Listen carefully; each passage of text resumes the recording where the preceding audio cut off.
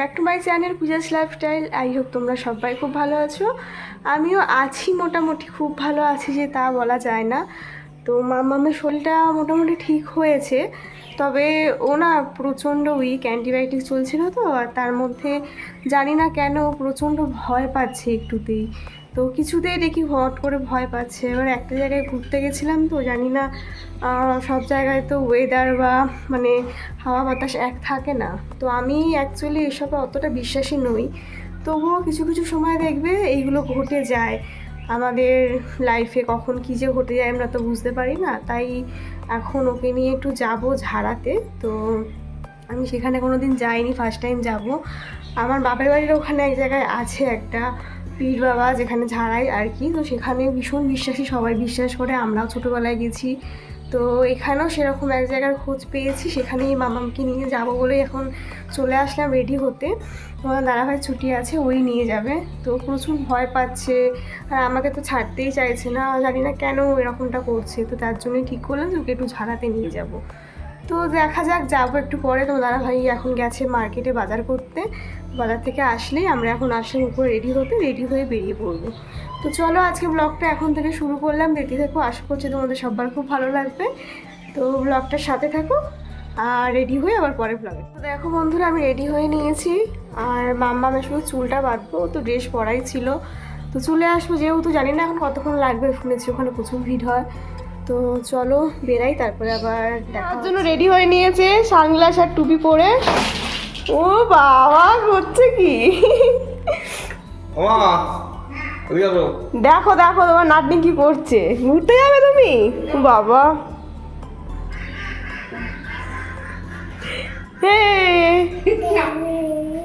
এই যে আমরা বেরিয়ে পড়েছি, এই যে এইদিকে তাকাও, দেখো মাম্মামও সানগ্লাস পরেছে আমাদের সাথে। চলো যাওয়া যাক। দেখো বন্ধুরা, আলটিমেট কিন্তু আমরা তিনজনে মিলে বেরিয়ে পড়ছি যাওয়ার জন্য। আর আজকে যেখানে যাচ্ছি সেই জায়গাটায় কিন্তু আমি কোনোদিন যাইনি, তো এই প্রথমবার আমি যাচ্ছি। কোনোদিন যদিও যাওয়ার প্রয়োজন পড়েনি। তো যাই হোক, আমরা কিন্তু বেরিয়ে পড়েছি। আর বাইরে আজকে প্রচণ্ড রোদের তাপ ছিল, যার জন্য মামামকেও ঢেকে ঢুকে নিয়েছিলাম, আর এদিকে আমিও একটু ঢেকে নিয়েছিলাম। আর যাওয়ার পথে দেখো, এই বাগানটা দিয়ে যখন যাচ্ছিলাম এতটাই সুন্দর লাগছিল দেখতে যে তোমাদের কি বলবো। আর জায়গাটা না ভীষণভাবে ঠান্ডা। আজকে বাইরে এতটা গরমের তাপ ছিল, যখন এই জায়গাটা দিয়ে আমরা ক্রস করছিলাম না, পুরো মনে হচ্ছিল আমরা এসিতে চলে এসেছি। সত্যি মানে প্রাকৃতিক যে এত সৌন্দর্য, সেটা কিন্তু এইসব গাছপালাগুলো দেখলেই বোঝা যায়। তো যাই হোক দেখো, তারপর তো অনেকটা রাস্তা চলে আসলাম। আর এটা না একটু গ্রাম সাইড টাইপের, মানে এখানে চাষবাস হয় আর কি। তো অনেকটা ভেতরে যেতে হয়েছিল আমাদের, তারপর কিন্তু আলটিমেট আমরা চলে এসেছিলাম। আর এখানে এসে একটু ওয়েটও করতে হয়েছিল। তো যিনি ঝাড়ান আর কি, ওই যে দেখতেই পাচ্ছ তোমরা, তো আমি এখানে একটু লুকিয়ে লুকিয়ে একটা ভিডিও ক্লিপ নিয়ে নিয়েছিলাম তোমাদের সাথে শেয়ার করব বলে। তো আমাদের একটু ওয়েট করতে হয়েছিল। তারপর কিন্তু মামামকে ঝাড়িয়ে দিল, একটু জল পড়া দিল, একটা মাদুলিও দিয়েছিল। তো তারপর আমরা আবার বাড়ির জন্য বেরিয়ে পড়েছিলাম। আর অনেকটাই বেলা হয়ে গেছিলো, মামামকে গিয়ে খাওয়ানোর আছে, স্নান করানোর আছে, প্রচুর কাজ আছে। তো যাই হোক চলো বাড়ি যাই, বাড়ি গিয়ে তোমাদের সাথে আবার ব্লগে ফিরছি। তো দেখো বন্ধুরা, তখন আর বাড়ি ফিরে আর কোনো ব্লগ শ্যুট করা হয়নি। তারপরে মামাকে খাওয়ালাম, স্নান করালাম, আর তারপর এখন আমি স্নান করে চলে এসেছি। তো দেখো আজকে বাইরের যে পরিমাণে রোদের তেজ, প্রচণ্ড রোদের তাপ। তো এখন আমি যাব লাঞ্চ করতে। তখন দাদাভাই লাঞ্চটা বেড়ে দিয়ে আসবো, তারপরে আমি চলে আসবো ওপরে। মামাম যেহেতু ওপরের ঘরে ঘুমাচ্ছে, তারপর ওরা লাঞ্চ করে আসলে আমি যাব লাঞ্চ করতে। তাহলে চলো নিচে গিয়ে ওদের লাঞ্চটা দিয়ে আসি, তারপরে আবার ব্লগে। দেখো বন্ধুরা, তারপর তো লাঞ্চ টেবিলে চলে আসলাম। আজকে লাঞ্চে ছিল শাক ভাজা, লোটে মাছের ঝাল, চিকেন, আর সাথে ছিল হচ্ছে আমের চাটনি। তো সেটা দিয়ে কিন্তু আজকে লাঞ্চটা আমরা সবাই মিলে কমপ্লিট করলাম। তো দুপুরে লাঞ্চের পর আর ব্লগে ফেরা হয়নি, তো এখন একেবারে রেডি হয়ে নিয়ে ফিরলাম ব্লগে। তো কেন রেডি হয়েছি বলো তো, আজকে যাব হচ্ছে আমাদের নৈহাটিতে রথের মেলা বসেছে, সেখানেই যাব। শ্রীরামপুরে রথের মেলা মনে হয় না এই বছর আমার ভাগ্যে আছে বলে। আজকে বাড়ি যাওয়ার কথা ছিল, তো যেহেতু মামার শরীরটা খারাপ তাই আর যেতে পারলাম না। আমার জন্য এই বছরটা ভীষণভাবে ব্যাড লাক। আমি মাসের না সোজা রথ দেখতে পারলাম, না উল্টো রথ, তো কী করা যাবে। তো যাই হোক চলো তোমাদেরকে ফুল ওভার লুকটা দেখিয়ে দিই, মামামকে খাওয়াবো, তারপরে হচ্ছে বেরাবো। আর এখন বাজছে ঠিক সন্ধ্যে 6টা, আমাদের 7টার সময় বেরানোর কথা আছে। দেখা যাক কখন বেরায়, তার মধ্যে বাইরে আবার একটু বৃষ্টিও নেমেছে, এই বৃষ্টির মধ্যে তোকে নিয়ে বেরানো যাবে না। তো চলো তার আগে তোমাদেরকে ফুল লুকটা দেখিয়ে দিই, তারপর তো রাস্তায় বেরিয়ে যাবে। এই দেখো, এই হচ্ছে আজকের ফুল ওভার লুক আমার। কেমন লাগছে জানিও। তো চলো আবার যখন বেরাবো তখন। মাঝে বাইরে যে পরিমাণে বৃষ্টি নেমেছিল, আমার তো মনে হলো আমরা হয়তো আজকে আর মেলায় যেতে পারবো না।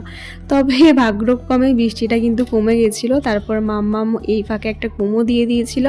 তো ওকে ঘুম থেকে তুলে রেডি করে খাইয়ে দাইয়ে তারপরে কিন্তু আমরা এখন মেলায় যাওয়ার জন্য একেবারে বেরিয়ে পড়লাম। তবে আজকে কিন্তু আমরা আর গাড়ি নিলাম না, আজকে আমরা টোটো করেই যাচ্ছি।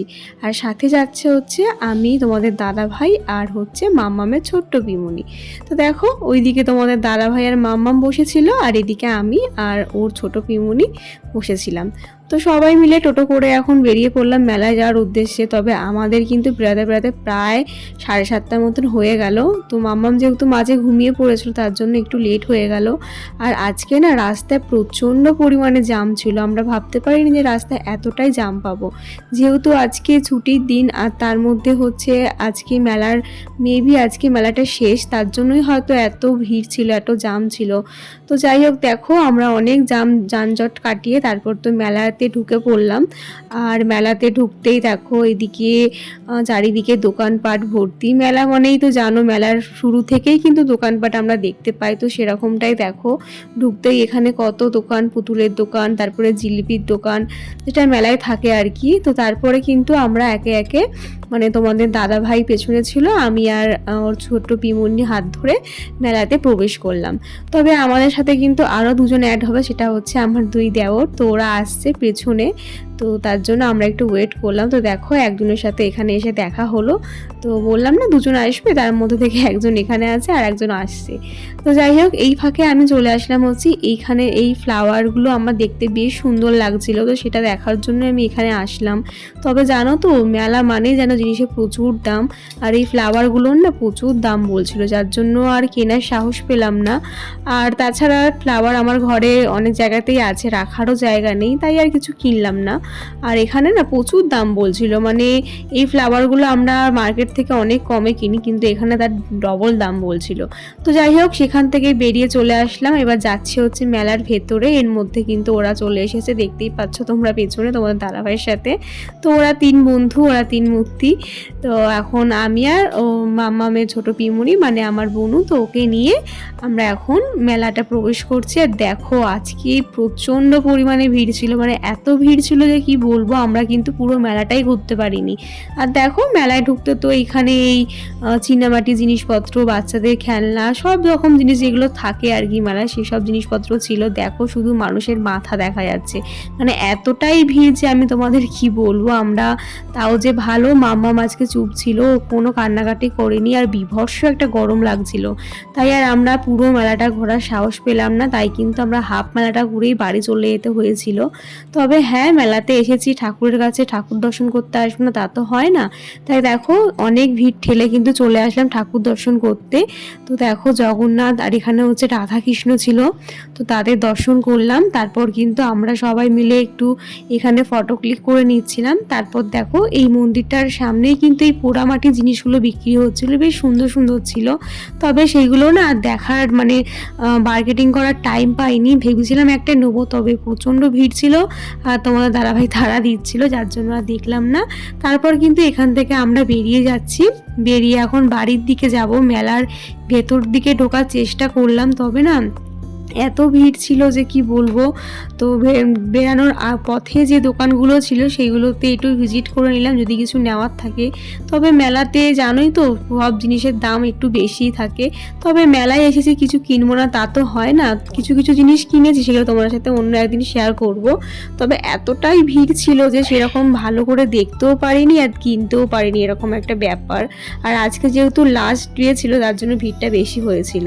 তারপর দেখো এই জুয়েলারির দোকানটা থেকে কিন্তু আমি একটা জুয়েলারি আর একটা ইয়াররিং পারচেস করেছি। খুব সুন্দর সুন্দর জিনিস বিক্রি হচ্ছিলো, এগুলো কিন্তু পুরো হ্যান্ডমেড, আর এগুলো না হ্যান্ডলুম শাড়ির সাথে বেশ ভালো লাগে পরলে। তো এখান থেকে এই জিনিসটা নিয়ে আমরা চলে এসেছিলাম অরুণ আইসক্রিমের স্টলে। তো সেখান থেকে একটা অরুণ আইসক্রিম নিলাম। আর এই অরুণ আইসক্রিমটা না তোমাদের দাদাভাই অনেক দিন ধরেই খুঁজছিল আমাকে খাওয়াবে বলে, তো আলটিমেট এখানে এসে পাওয়া গেল। তো সেটাই এখন সবাই মিলে খুলে নিচ্ছি, অরুণ আইসক্রিমটা খাবো। দেখো এটা হচ্ছে সেই অরুণ আইসক্রিম যেটা তোমাদের দাদাভাই আমাকে আগের দিন খাওয়াবে বলে বলেছিল, কিন্তু সেখানে ছিল না। তো অরুণ আইসক্রিমটা খেয়ে কিন্তু আমরা বেরিয়ে পড়লাম বাড়ি যাওয়ার জন্য। আর বাড়ি যাওয়ার আগে মামামের জন্য নিয়েছিলাম এই হেয়ার ব্যান্ডটা, যেটার মধ্যে লাইট জ্বলছিল, কতটাই না সুন্দর লাগছিল দেখতে দেখো। তো যাই হোক, তারপর কিন্তু এখান থেকে আমরা উঠে গেছিলাম টোটোয় উঠে এখন যাচ্ছি বাড়ি। তো চলো আজকের ব্লগটা আমি এখানেই শেষ করছি, আর কোনো ভিডিও আমার শ্যুট করা হয়নি। কেমন লাগলো অবশ্যই জানিও, ভালো লাগলো অবশ্যই লাইক করে দিও। তো চলো টাটা, দেখা হচ্ছে নেক্সট ব্লগে, বাই।